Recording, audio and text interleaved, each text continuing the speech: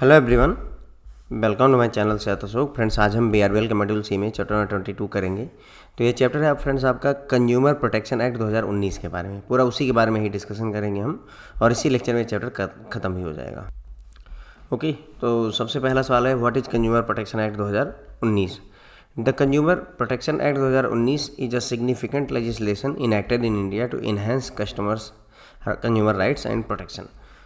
मान लीजिए आपने कोई सामान दुकान से ख़रीदा है, सामान डिफेक्टिव है, उसने वारंटी नहीं दी, कुछ इस तरीके की अगर प्रॉब्लम आपको फेस हो जाती है तो उसमें आपके अधिकारों को बचाने के लिए ही कंज्यूमर प्रोटेक्शन एक्ट 2019 लाया गया है। ओके, आपने मान लीजिए किसी दुकान से कोई सामान ख़रीदा, वो सामान एक्सपायर्ड है, तो ऐसी सिचुएशन में आपको बचाने के लिए ही कंज्यूमर प्रोटेक्शन एक्ट 2019 लेकर आया गया था।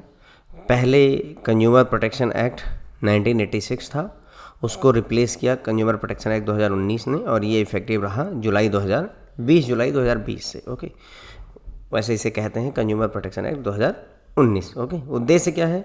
Primary objective of this act is to safeguard the interest of consumers and provide them with a robust legal framework for addressing grievances and seeking compensation. मुख्य उद्देश्य है कि जो भी कस्टमर हैं उनके इंटरेस्ट को सेफगार्ड किया जाए। ओके, यानी कि उनके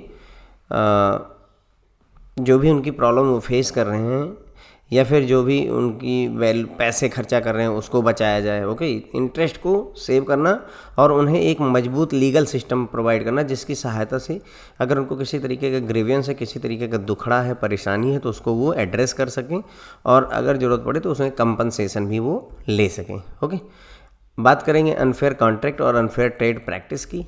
unfair contract and unfair trade practices are prohibited under consumer protection act in order to protect the rights and interest of customer.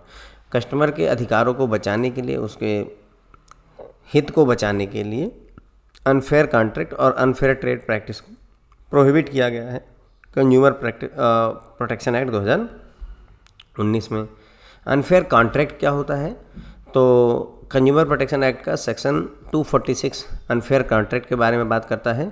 इसके हिसाब से unfair contract is a contract between a manufacturer, trader और service provider and a customer. यानी कि किसी manufacturer और customer के बीच में, किसी ट्रेडर या कस्टमर के बीच में, किसी सर्विस प्रोवाइडर या कस्टमर के बीच में एक contract that contains terms that significantly change the rights of consumer. लेकिन उस कॉन्ट्रैक्ट में कुछ ऐसे टर्म्स और कंडीशंस हैं जो कि कस्टमर के अधिकारों को चेंज कर देते हैं, जितना अधिकार उसे मिलना चाहिए उतना नहीं देते या उसे डिसीव करते हैं। ओके, तो उन्हें हम अनफेयर कॉन्ट्रैक्ट कहते हैं। इसमें क्या क्या इंक्लूड होता है? Requiring excessive security deposit from consumer for the performance of contractual obligation. किसी तरीके का कोई कॉन्ट्रैक्ट आप कर रहे हैं, उसमें कॉन्ट्रैक्ट की जिम्मेदारी को निभाने के लिए आप एक्स्ट्रा सिक्योरिटी डिपॉजिट मांग रहे हैं। एग्जाम्पल के लिए रूम वगैरह रेंट पर दी जाती है। हाँ, नॉर्मल में तो नहीं, लेकिन दिल्ली में और मेरे ख्याल से बॉम्बे वगैरह में बहुत प्रॉब्लम है। वहाँ पर क्या है, पगड़ी नाम का एक चीज़ चलता है। 1 लाख रुपए आप पगड़ी देंगे, 2 महीने का पता नहीं एडवांस रेंट देंगे, सिक्योरिटी डिपॉजिट के तौर पर इतने रुपए चाहिए। उसके अंदर जो एजेंट आपको दिखाएगा उसको 50% देना होगा। आप सोचिए, मतलब एक छोटे से काम के लिए कितना ज़्यादा परेशानी खड़ी की गई है। तो किसी कॉन्ट्रेक्चुअल एप्लीकेशन के लिए आप एक्सेसिव जो है डिपॉजिट, सिक्योरिटी डिपॉजिट मांग रहे हैं, दैट इज ये अनफेयर कॉन्ट्रैक्ट है। दूसरा, imposing penalties on consumer for the breach of contract that are disproportionate to loss caused by the breach. Customer ने किसी तरीके का कॉन्ट्रैक्ट का ब्रीच किया हुआ है, कॉन्ट्रैक्ट को तोड़ा हुआ है, उसकी वजह से आपने उसके ऊपर इतनी हैवी पेनाल्टी लगा दी है जो कि सही रेशियो में नहीं है। Okay, refusing to accept early payment of debt on payment of applicable penalty. Customer जो है ने कर्जा लिया है, उसका वो अर्ली पेमेंट करना चाहता है, इवन वो पेनाल्टी भी देने के लिए तैयार है, उसके बावजूद आप रिफ्यूज कर दे रहे हैं, मना कर दे कि नहीं, हम पेनाल्टी लेने के बावजूद भी नहीं आपसे एक्सेप्ट करेंगे, पहले कर्जा आप नहीं भर सकते, 10 साल के लिए लिया है तो दीजिए। तो ये भी एक अनफेयर कॉन्ट्रैक्ट है आपका। Allowing one party to terminate the contract unilaterally without reasonable cause. यानी कि अगर कॉन्ट्रैक्ट में ऐसा लिखा हुआ है कि एक पार्टी, यानी कि जो मैन्युफैक्चरर है, वो कॉन्ट्रैक्ट को यूनिलेटरली अपने मन से कभी भी कैंसिल कर सकता है बिना कोई कारण दिए हुए, तो ये भी एक अनफेयर कॉन्ट्रैक्ट है, क्योंकि दोनों पार्टियों को जो है सहमति से काम करना चाहिए, ना कि किसी जिसका मतलब एक आदमी को पूरी पावर दे रखी कि वो जब चाहे तब कॉन्ट्रैक्ट कैंसिल कर दे। imposing unreasonable charges, obligations and conditions that put the consumer at disadvantage। इस उल्टी सीधी जो है आपने बिना कारण के चार्जेज, ऑब्लिगेशंस और कंडीशंस लगा रखी हैं, जो जिससे कि कस्टमर को डिसएडवांटेज हो रहा है, नुकसान पहुंच रहा है। तो ये सारी चीज़ें अनफेयर जो है कॉन्ट्रैक्ट का हिस्सा होती हैं। ठीक उसी तरीके से अनफेयर ट्रेड प्रैक्टिस होती है। कॉन्ट्रैक्ट मतलब उसमें कॉन्ट्रैक्ट किया गया, यहाँ पर खरीदने बेचने के दौरान आपने गलत प्रैक्टिस अपना रखी है। तो कंज्यूमर प्रोटेक्शन एक्ट जो है का सेक्शन 247 बताता है किसके बारे में, अनफेयर ट्रेड प्रैक्टिस के बारे में। अनफेयर ट्रेड प्रैक्टिस का मतलब होता है ऐसे मेथड्स या practice adopted for promoting the sales, use और supply of the goods and services that are unfair or deceptive. तो ऐसे तरीके, ऐसे प्रैक्टिसेस जो कि अडॉप्ट किए गए हैं किस चीज़ के लिए, किसी सामान को बेचने के लिए, उसके यूज के लिए, उसकी सप्लाई के लिए, चाहे गुड्स हों चाहे सर्विसेज हों, जो कि अनफेयर हैं या लोगों को ठग रहे हैं, डिसीव कर रहे हैं, तो उसे हम क्या बोलेंगे, अनफेयर ट्रेड प्रैक्टिस। एग्जांपल देखेंगे तो अभी समझ में आ जाएगा अनफेयर ट्रेड प्रैक्टिस। जैसे इसमें एग्जांपल है, making false representation about standard, quality, quantity, composition, style and model of goods and services. आप जो भी गुड्स और सर्विसेज का मॉडल है, स्टाइल है, कंपोजिशन है, क्वांटिटी है, क्वालिटी है, स्टैंडर्ड, उसके बारे में आपने गलत रिप्रेजेंटेशन दिया हुआ है। जैसे आपने लिखा हुआ है हर्बल ऑयल, ठीक है, फॉर एग्जांपल दे रहा हूँ, हर्बल ऑयल लिखा हुआ है। आप उसके इंग्रेडिएंट्स में जाते हैं तो पता चलता है कि 0.02% जो है हर्बल यूज हुआ है, बाकी सारा का सारा केमिकल झोंके पड़े हैं। आप तो आपने मिस रिप्रेजेंटेशन दिया है, गलत जानकारी दे रखी है, तो ये अनफेयर ट्रेड प्रैक्टिस होती है। Representing old and second hand goods and new, पुरानी कार आपने को चलाई हुई है, नई कंडीशन में मेंटेन कर रखी है, उसको नए के तौर पर आप बेचना चाह रहे हैं, तो ये अनफेयर ट्रेड प्रैक्टिस है। Misleading the public regarding warranties, guarantees or promises to perform आप प्रोडक्ट परफॉर्मेंस और सर्विसेज। आप जो है मिसलीड कर रहे हैं जनता जनार्दन को किस बारे में, वारंटीज़ के बारे में, गारंटीज़ के बारे में, या प्रोडक्ट की परफॉर्मेंस या सर्विस के बारे में आपने जो भी प्रॉमिस किया है वो गलत इन्फॉर्मेशन दे रखी है। आपने कहा कि हमारा जो ये प्रोडक्ट है इसकी वारंटी 5 साल है, 3 साल बाद उसमें कुछ प्रॉब्लम आती है तो आप उसे बता रहे हो कि नहीं सर ये तो 3 ही साल थी, है ना, 5 साल की वारंटी तो हमने दी ही नहीं थी। तो that is unfair trade practice. Okay, providing false or misleading information about the price of goods or services, जो भी गुड्स या सर्विस आप ऑफर कर रहे हैं उसके बारे में गलत या मिसलीडिंग इन्फॉर्मेशन आप प्रोवाइड कर रहे हैं, that is not good. Okay, unfair practice हो गई। Publishing advertisement for goods and services at bargain prices when they are not intended to be sold at price or for reasonable period और quantity. देखिए, आपने newspaper में छपवा दिया है कि जो है चीनी 40 रुपये किलो जहां मार्केट में बिक रही है, हम आपको 2 रुपये किलो देंगे। जनता आपके दरवाजे पर खड़ी है, अब आप उसे देना नहीं चाह रहे हैं, क्यों? क्योंकि 2 रुपये किलो में कौन देगा। तो उल्टे सीधे पब्लिश एडवर्टीजमेंट आपने करे हुए हैं, उस जो रेट दिया हुआ है उस रेट पर आप बेचना ही नहीं चाहते हैं। उसके बावजूद भी आप कई सारे ऐप में भी ये चीज़ आप देखेंगे कि जब आप वहाँ ट्राई करेंगे तो आपको पता चलेगा कि ये तो बहुत सस्ता है। उस सस्ते के चक्कर में चीनी 8 रुपये किलो है, 8 रुपये केजी के चक्कर में हमने ऐप डाउनलोड किया, ऑर्डर डाला, उन्होंने बताया कि सर चीनी नहीं आ पाई। क्यों नहीं आ पाई? वो सर स्टॉक में नहीं थी। सो 8 रुपये के चक्कर में, चीनी के चक्कर में ही उस ऐप में गए थे, 500 का सामान भी खरीद लिया, चीनी भी नहीं आई, काइंड ऑफ दैट। तो this is a unfair trade practice. अब ऐसे में यदि आप कंज्यूमर फोरम जाना चाहें तो बिल्कुल स्वागत है आपका, आप जाएं, वहाँ पर केस कर सकते हैं। ओके, तो ये हुई बातें फ्रेंड जो है कंज्यूमर प्रोटेक्शन एक्ट के बारे में। सो कंज्यूमर प्रोटेक्शन एक्ट 2019 है, ठीक है, और ये कंज्यूमर्स के राइट्स और उसके इंटरेस्ट को प्रोटेक्ट करने के काम आता है। पहले कंज्यूमर प्रोटेक्शन एक्ट 1986 था, उसके अब 2019 आया और ये प्रभावशाली है, हमारे देश में लागू हुआ है 20 जुलाई 2020 से। उद्देश्य है कस्टमर के हित को बचाना, ठीक है, उनको एक ऐसा कानूनी व्यवस्था प्रोवाइड करना जिसकी सहायता से अपनी परेशानी, अपने तकलीफ़ों को जो है केस करके रिजॉल्व करवा सकें और ज़रूरत पड़े तो कंपनसेशन भी ले सकें। इसमें अनफेयर कॉन्ट्रैक्ट और अनट्रेड प्रैक्टिस की बात होगी आगे चल करके। तो ये अनफेयर प्रैक्टिस और ट्रेड जो है क्या होते हैं हम बात करेंगे। पहली बात ये कि कंज्यूमर प्रोटेक्शन एक्ट में ये दोनों प्रोहिबिटेड है, मना है। क्यों? क्योंकि कस्टमर का हित इससे और उनके अधिकार को नुकसान पहुँचता है। अनफेयर कॉन्ट्रैक्ट की बात होती है कंज्यूमर प्रोटेक्शन एक्ट के सेक्शन 246 में। किसी भी मैन्युफैक्चरर, ट्रेडर या सर्विस प्रोवाइडर और कस्टमर के बीच में अगर कोई ऐसा कॉन्ट्रैक्ट हुआ है जिस कॉन्ट्रैक्ट की वजह से कस्टमर के अधिकारों में प्रॉब्लम हो रही है, तो फ्रेंड्स उसे हम अनफेयर कॉन्ट्रैक्ट कहते हैं। इसमें क्या क्या चीज़ें आती हैं, एग्जाम्पल इन्होंने दिया हुआ है कि किसी कॉन्ट्रैक्चुअल ऑब्लिगेशन को पूरा करने के लिए अननेसेसरी का एक्स्ट्रा आप सिक्योरिटी डिपॉजिट मांग रहे हैं, कस्टमर ने आपके कॉन्ट्रैक्ट के टर्म को ब्रीच किया है, छोटा मोटा टर्म ब्रीच किया है, आप उसके ऊपर इतनी हैवी पेनल्टी लगा दे रहे हैं कि वो परेशान है। जैसे आपने किसी से स्कूटी ली रेंट पर, जब आप लौटे तो पता चल रहा है कि सर ये तो आपने स्कूटी में स्क्रैच आ गई, ये वो हो गया, आपको 10,000 देने पड़ेंगे, जबकि आपने उसमें कोई नुकसान नहीं पहुंचा, आप सीधे गए और चले आए हैं तब भी। तो काइंड ऑफ दैट ये एक तरीके से अनफेयर कॉन्ट्रैक्ट हुआ। ओके, डेट किसी ने लिया हुआ, उसकी अर्ली पेमेंट करना चाहता है, पेनल्टी देने के भी तैयार है, उसके बावजूद आप रिफ्यूज कर दे रहे हैं, तो ये अनफेयर कॉन्ट्रैक्ट हुआ। ओके, कॉन्ट्रैक्ट को कोई एक पार्टी अपनी मर्जी से बिना कारण दिए हुए कभी भी टर्मिनेट करने के लिए तैयार बैठी है, तो वो भी गलत है। ओके, अनरीजनेबल चार्ज आप लगा रहे हैं, बिना मतलब वाला चार्ज आप मतलब लगा दे रहे हैं, ऑब्लिगेशन एंड कंडीशन है ना, जिससे कस्टमर को नुकसान हो रहा है, तो ये भी जो है अनफेयर कॉन्ट्रैक्ट है। अनफेयर ट्रेड प्रैक्टिस यानी कि खरीदने बेचने की प्रक्रिया के दौरान आप गलत जो है चीज़ों को गलत तरीके इस्तेमाल करते हैं, तो वो उसकी बात हो रही है यहाँ पर अनफेयर ट्रेड प्रैक्टिस की।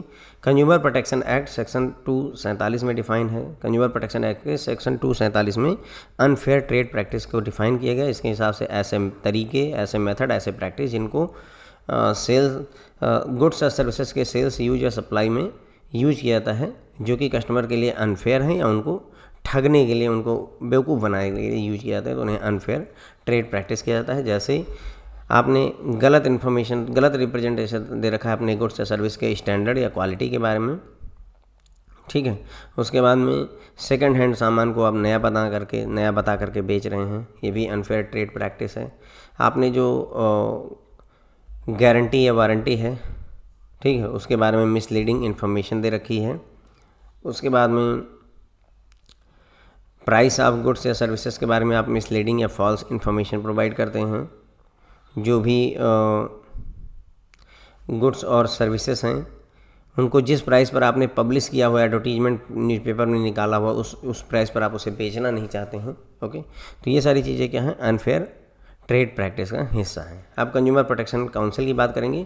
यहाँ से कुछ बातें आपको लगेंगी, जैसे central council, consumer protection council state या फिर डिस्ट्रिक्ट के बारे में जब बात करेंगे तो कुछ चीज़ें रिपीटेड होंगी, एकदम सेम वही बातें करेंगे, बस वो ये जैसे सेंट्रल वाली केंद्र स्तर पर होगी, वही सेम चीज़ें ये राज्य स्तर पर होंगी, ये जिले स्तर पर होंगी, तो कुछ चीज़ें रिपीटेड लगेंगी आपको कि वही बात हमसे दोबारा बोल रहे हैं, लेकिन बस केवल स्टेट की जगह डिस्ट्रिक्ट के लिए बोल रहे हैं, पर कोई बात नहीं है, चीज़ें रिपीट होंगी, अच्छा ही रहेगा।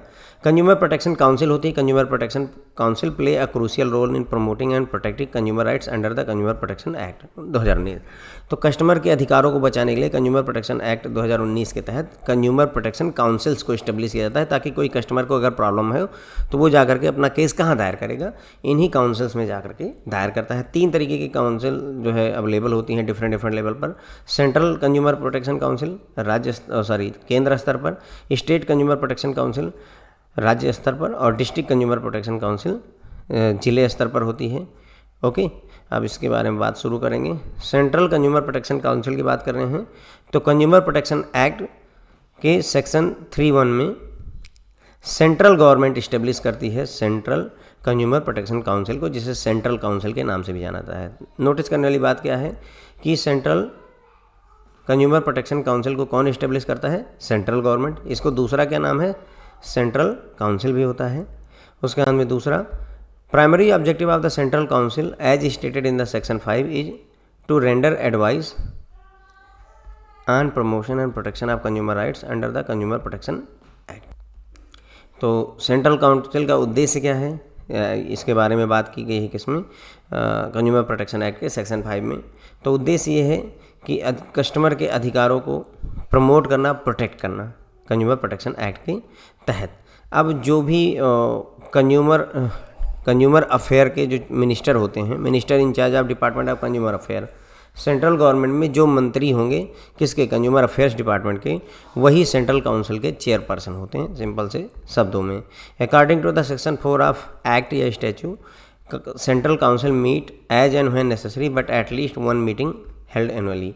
जब जरूरत पड़ती है, एज एंड व्हेन जरूरत है तो मीटिंग होती है, लेकिन साल में कम से कम 1 मीटिंग होनी चाहिए। क्लियर हो गई मेरी बात।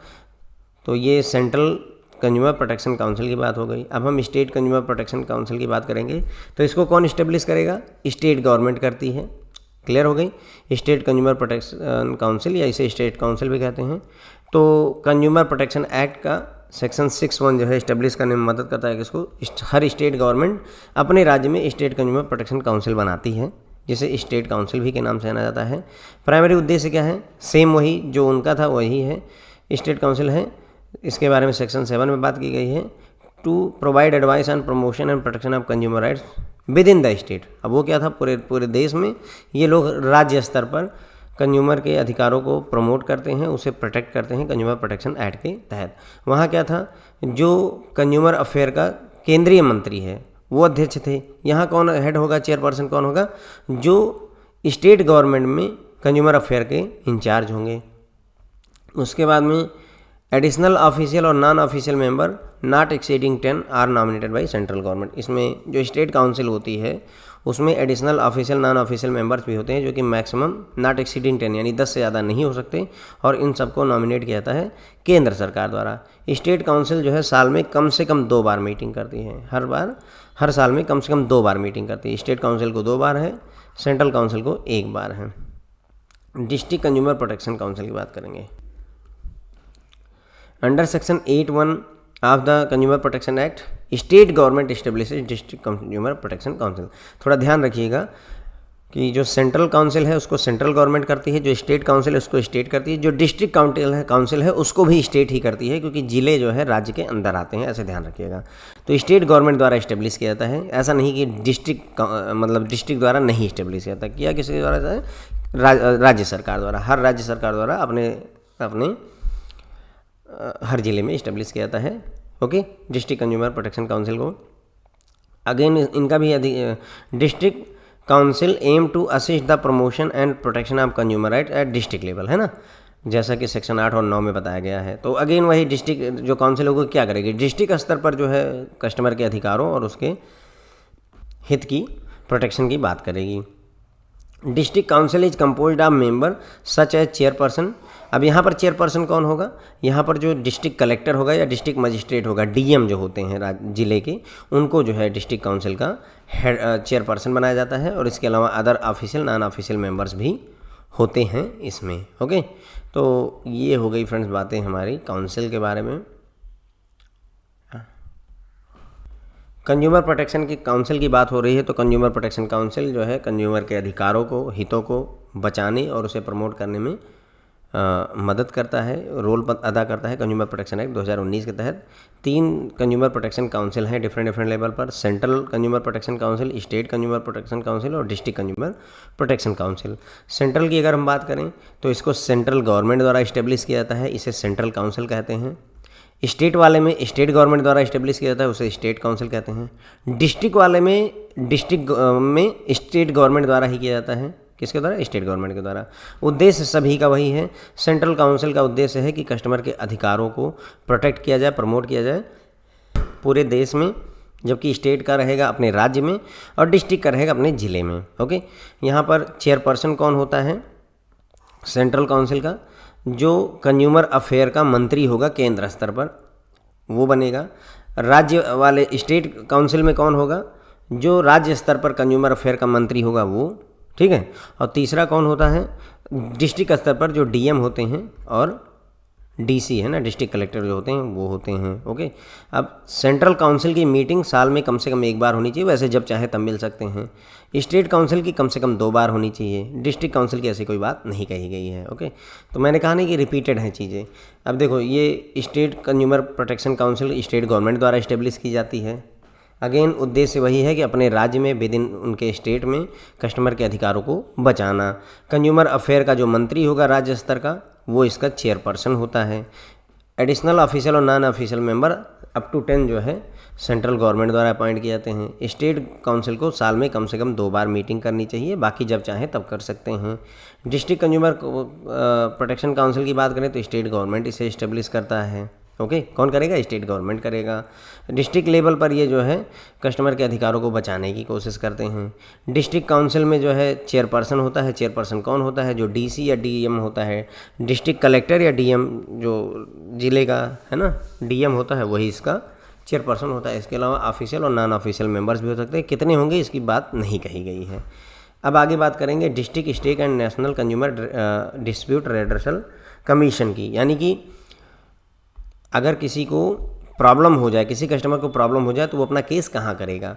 Consumer dispute redressal commission in India play crucial role in protecting consumers rights and interest of consumer, ensuring efficient dispute resolution and upholding the principle of consumer protection as outline in consumer protection act 2019। तो जो consumer dispute redressal commission है वो India में महत्वपूर्ण role अदा करता है, क्योंकि ये कस्टमर के अधिकारों को, उनके हित को बचाने की कोशिश करता है। These commission provide accessible and structured avenue for consumers to seek redressal for grievance related to goods and services. अगर गुड्स और सर्विसेज से रिलेटेड किसी भी तरीके का तकलीफ़ है, परेशानी है आपको, तो उसके लिए ये एक प्लेटफॉर्म आपको प्रोवाइड करें, एक जगह प्रोवाइड करते हैं जहां जा करके आप अपना केस सॉल्व करवा सकते हैं। इसमें आती है बात district consumer dispute redressal commission की। डिस्ट्रिक्ट स्तर पर होता है, क्लियर सी बात है। District consumer dispute redressal commission, DCDRC, district consumer dispute redressal commission. इसे डिस्ट्रिक्ट कंज्यूमर फोरम के नाम से भी जानते हैं। ये डील करता है कस्टमर की कंप्लेंट्स और डिस्प्यूट से रिलेटेड जिले स्तर पर। Primary objective of these commission is to provide consumer with a platform to seek redressal for grievances related to defective goods and services. तो अगर कोई गुड्स या सर्विस आपने खरीदी वो डिफेक्टिव है, तो उससे रिलेटेड जो आपका तकलीफ है उसको सॉल्व करने के लिए उद्देश्य से ये एक प्लेटफॉर्म आपको प्रोवाइड करता है। इसे इस्टेब्लिश किया गया था कंज्यूमर प्रोटेक्शन एक्ट 2019 के सेक्शन 28 के तहत। ओके, स्टेट गवर्नमेंट रिस्पॉन्सिबल होती है district consumer dispute redressal commission को इस्टेब्लिश करने के लिए। ओके, इसे डिस्ट्रिक्ट कमीशन भी कहा जाता है, और ये हर एक जो है in each district of state, राज्य के हर एक जो है डिस्ट्रिक्ट में, मतलब ज़िले में इसे इस्टेब्लिश किया जाता है। State government can establish more than one district commission in a district if deem necessary. यदि राज्य सरकार चाहे तो एक ज़िले में एक से अधिक डिस्ट्रिक्ट कमीशन भी इस्टेब्लिश किए जा सकते हैं। Each district commission consist of a president, हर एक डिस्ट्रिक्ट कमीशन में एक प्रेसिडेंट होता है। तो district commission entertain complaint where the value of goods and services paid as consideration does not exceed 1 crore रुपये, now 50 lakh.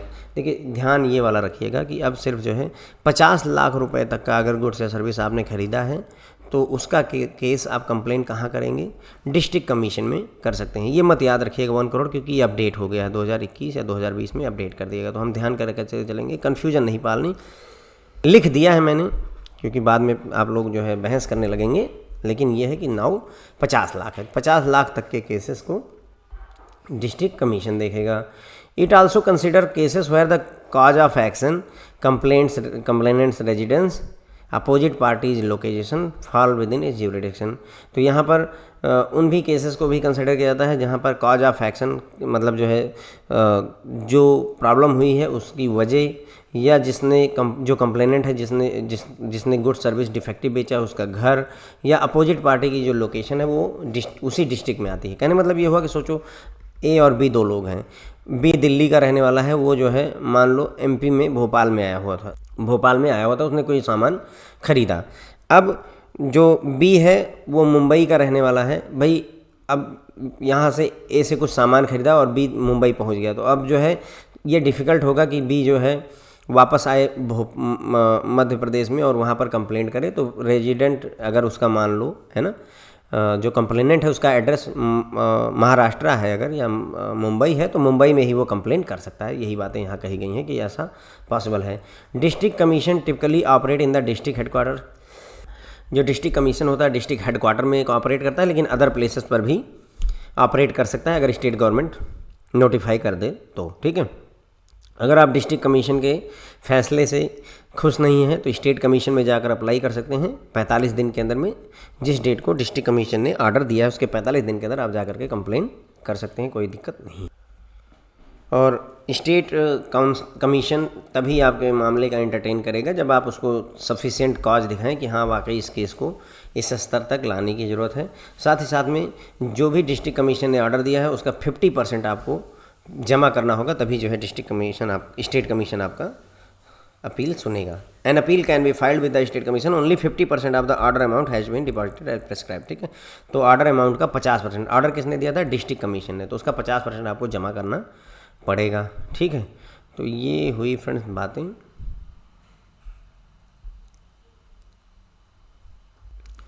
District state national consumer dispute redressal commission. तो consumer dispute redressal commission India में customer के अधिकारों को बचाने में मदद करते हैं। ठीक है, बस इतनी सी बात है। अगर किसी को कोई तकलीफ़ है गुड्स या सर्विस से रिलेटेड, है ना, तो उसको रेड्रेस करने के लिए ये एक एवेन्यू या एक लोकेशन या एक प्लेटफॉर्म प्रोवाइड करते हैं। सबसे पहले हम बात कर रहे हैं DCDRC की, district consumer dispute redressal commission, जिसे डिस्ट्रिक्ट कंज्यूमर फोरम या डिस्ट्रिक्ट कमीशन भी कहा जाता है। ओके, प्राइमरी उद्देश्य क्या होता है कि जो भी अगर किसी ने डिफेक्टिव गुड्स या सर्विस खरीदा हो, उससे रिलेटेड कोई ग्रेवियंस है, उसका कोई दुखड़ा है, तो उसको रेड्रेस करने के लिए कमीशन काम आते हैं। इनको कंज्यूमर प्रोटेक्शन एक्ट सेक्शन 28 के तहत इस्टेब्लिश किया गया है। ओके, अब स्टेट गवर्नमेंट जिम्मेदार होती है कि वो district consumer dispute redressal commission या उसे डिस्ट्रिक्ट कमीशन भी कहा जाता है, उसको इस्टेब्लिश करे हर राज्य के हर एक ज़िले में। ओके, अब ज़रूरत पड़े राज्य सरकार को तो एक ज़िले में एक से ज़्यादा डिस्ट्रिक्ट कमीशन को भी इस्टेब्लिश किया जा सकता है। हर एक डिस्ट्रिक्ट कमीशन में एक प्रेसिडेंट होता है। ओके, उसके बाद में केवल उन्हीं कंप्लेंट को देखा जा सकता है जहाँ पर जो गुड्स और सर्विस है उसकी वैल्यू 50 लाख से अधिक की नहीं होनी चाहिए, यानी कि डज नॉट एक्सीड 50 लाख, तो उन केसेस को ये देखेगा। उसके अलावा जहाँ पर काज ऑफ एक्शन, कंप्लेनेंट का रेजिडेंस या अपोजिट पार्टी की लोकेशन अगर उस ज़िले के जो है ज्यूरिडिक्शन में आती है डिस्ट्रिक्ट कमीशन के, तो वो ऐसे केस भी यहाँ पर कंसिडर कर लिए जाते हैं। Okay, generally district commission operate करता है डिस्ट्रिक्ट हेडक्वार्टर में, लेकिन अदर प्लेसेस पर भी ये ऑपरेट कर सकता है अगर स्टेट गवर्नमेंट नोटिफाई करती है। तो अगर मान लो आप डिस्ट्रिक्ट कमीशन के फैसले से खुश नहीं है तो स्टेट कमीशन में चले जाइए, वहाँ केस दायर कर दीजिए, लेकिन 45 दिन के अंदर पहुँच जाइए जब डिस्ट्रिक्ट कमीशन ने आपको फैसला सुनाया है उसके अंदर।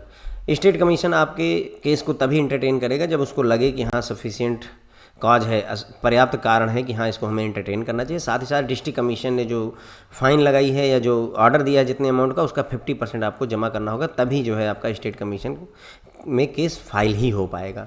State consumer dispute redressal commission की बात करेंगे। अगेन वही, state consumer dispute redressal commission is a second level of dispute resolution where appeal can be filed against the decision of DCRDC, है ना, DCDRC मतलब district consumer dispute redressal commission, यानी district level के consumer मतलब district commission ने जो फैसला दिया है उससे अगर आप खुश नहीं हैं तो उसकी अपील आप स्टेट कमीशन में कर सकते हैं, या नहीं तो सीधे सीधे जो है आप स्टेट कमीशन में भी अपना केस कर सकते हैं, बशर्ते कि जो डिस्प्यूट है वो डिस्ट्रिक्ट कमीशन के ज्यूरिडिक्शन से अधिक हो जाए। मतलब जैसे 50 लाख रुपए तक का केस डिस्ट्रिक्ट कमीशन देखता है, अब मान लो आपका केस ही 1 करोड़ का है, तो ऐसे केस को आप जो है भले ही किसी ज़िले में रहते हैं लेकिन आप डिस्ट्रिक्ट कमीशन में नहीं ले जा सकते क्योंकि 50 लाख से ओवर हो गया है।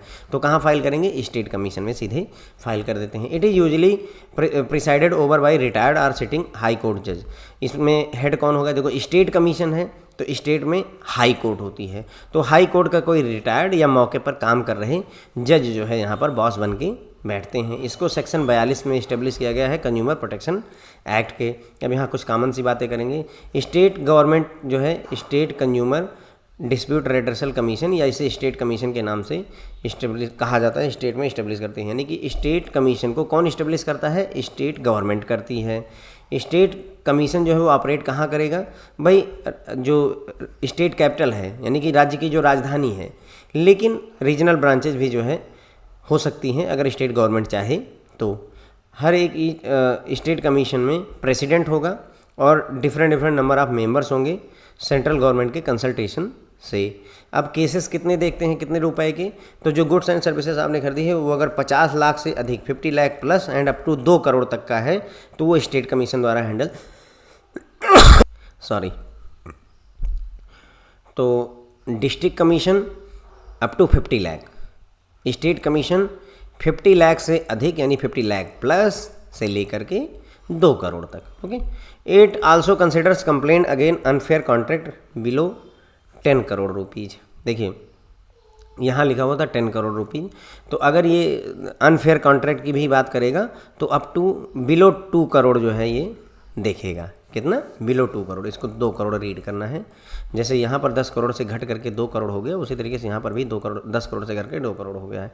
Appeals against district commission order with in state fall it's preview, यानी कि अगर डिस्ट्रिक्ट कमीशन ने कोई ऑर्डर दिया है तो उसके अगेंस्ट जो अपील आप करते हैं तो जिस राज्य में होगा, भाई मान लो अगर भोपाल ज़िले के जो है डिस्ट्रिक्ट कमीशन ने मना किया है तो आप जो है मध्य प्रदेश के स्टेट काउंसिल में जाएंगे, यही बात कही जा रही है। उसके बाद में अगर स्टेट कमीशन के फैसले से खुश नहीं है तो नेशनल कमीशन जा सकते हैं, लेकिन 30 दिन के अंदर आप पहुंचिए जिस डेट को ऑर्डर आई है।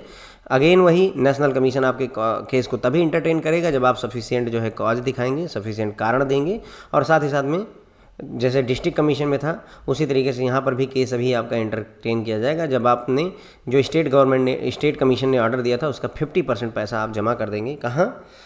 नेशनल कमीशन में, तभी आपका केस एंटरटेन होगा। ओके। तो वही मैंने बताया था ना आपको कि सारी बातें लगभग कॉमन सी रहेंगी, घूम के वही बातें बार बार हो रही हैं। ओके। प्रेसिडेंट ऑफ जो स्टेट कमीशन होता है उसका जो टर्म होता है वो 4 साल का होता है या 67 ईयर तक, 4 ईयर और 67 ईयर की एज, ठीक है। तो 67 ईयर की एज तक या 4 साल का टर्म काट सकते हैं, और उसके बाद में दोबारा भी अपॉइंटमेंट मिल सकता है 4 ईयर के लिए, लेकिन वो 67 ईयर वाली एज के क्राइटेरिया को ध्यान में रखने की ज़रूरत होती है। ओके।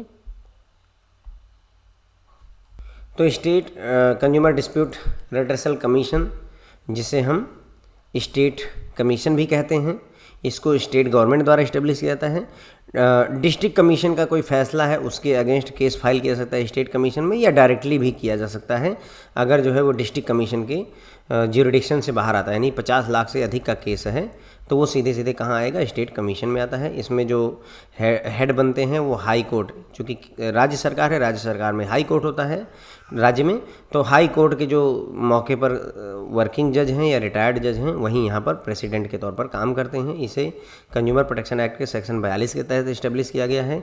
स्टेट गवर्नमेंट की जिम्मेदारी होती है कि स्टेट कमीशन को इस्टेब्लिश करें।